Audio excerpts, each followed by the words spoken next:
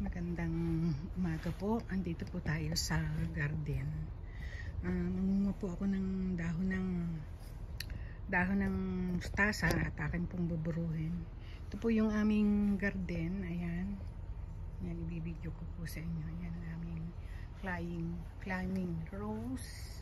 Yung aming dalpenyo. Ayan po, ayan. Nagulang po bubulaklak ang aming dahlia. Ayan po namin garden sa ngayon. Ayan po. Tapos ayan. Ulang po sila ng bulaklak. Ayan po. Ayan ang aming garden. Ito po yung aking petunia. Kaya parang ganito po siya. Sinabog ko po. Oh, ang daming tubo. Abot pa po siguro yan. Hindi po aabutin ng winter. Ayan ang ating beans. Ayan, panay po petunia yan. Ayan, ayan po, nabulaklak na po yung iba. Puti pala, pink pala ito. Tsaka po ating kamatis. Huli po aming kamatis. Ayan, ito nga po't umulan. Ito na lang po yung aming lettuce.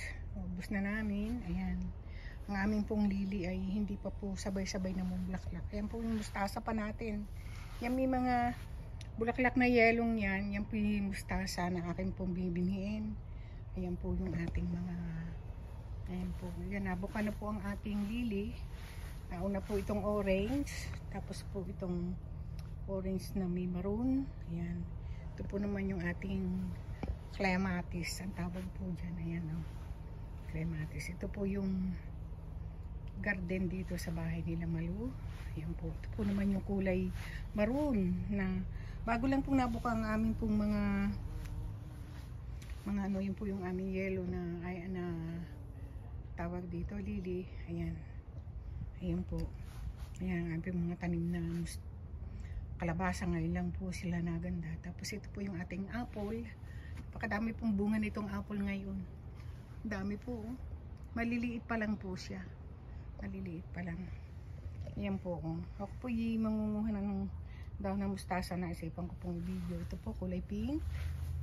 Ayan, ito yung aming bulaklak na gold. Ubos na po yung aming peonies. Ayan, nalaglag na po. Kaya ito, titingnan ko po, titingnan ko po kung may buto ito. Ayan po ang aming peonies. Yung pang aming clematis. Ito po naman yung isang lili na ang ganda ng kulay. Oh. Yung pang iba, hindi pa buka. Ayan po yung aming kamatis. Aming lara. Jalapeno po pala yun. Ang aming sili.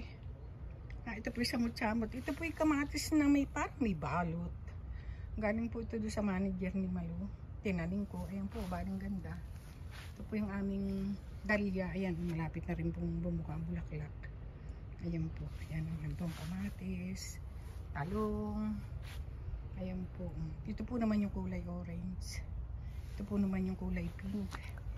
Ito po yung aking, kung tawagin ko po ay old lady na ito po yung perennial. Bumabalik po ito taon-taon. Nadami po akong sinabog. Yung aking ubas, walang bunga. Hindi ko alam kung bakit. Ayan po yung aming sayote. Ngayon lang po nataas. Yan po yung puro ano, yan pong nasa ilalim niya, puro sibuyas. Ito po yung isa naming lili, kulay yellow po na may brown. Tapos po ayan yung aming, ito po yung aming ding climbing rose. Ayan po, naku, para may nakain sa dahon. Ating pong i-sprayan ng bawang. Nag-dip po ng bawang. Ito po yung kulay orange naman. Ito po hindi ko alam kung ano pong bulaklak. Kaya samot-samot po ang tanim dito. Ayan pong akong kamatis. Ito po yung napakaganda ng bulaklak. Wala pa lang. Ito po yung aming kamatis din. Huling-huli po ang aming kamatis. Ito po ang aming celery.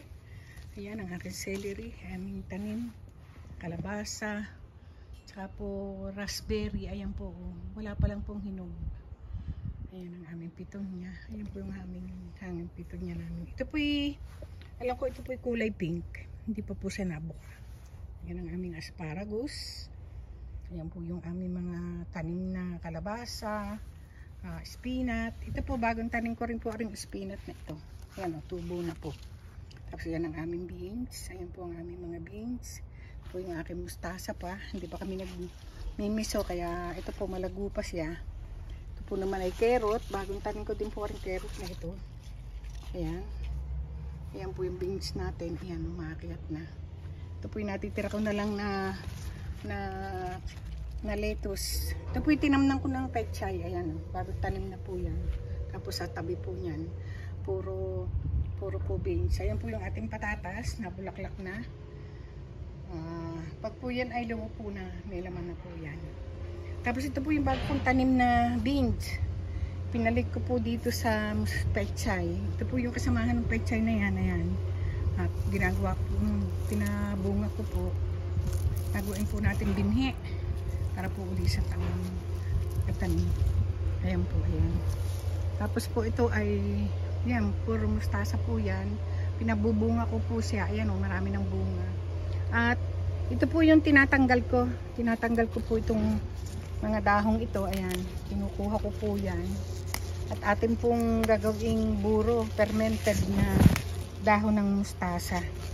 Napakasarap pong buro nito. Ayan, ang pong inyong Nanay Claire. Ayan po. Ito po ang nakuha ko na. Ayan. Ayan, ito po yung nabawasan ko na. Ito, kukunin po natin lahat yan para po hindi po masayang yung dahon. Kasi intay na lang po natin yan, oh. Puro bunga na po yan. Ayan, oh. Antay na lang po natin yung mahinog. Kaya ito po, hanggang dito na lang po itong pinakita ko po sa inyo itong aming garden. Tayo po yung mangunguha ng dahon ng mustasa.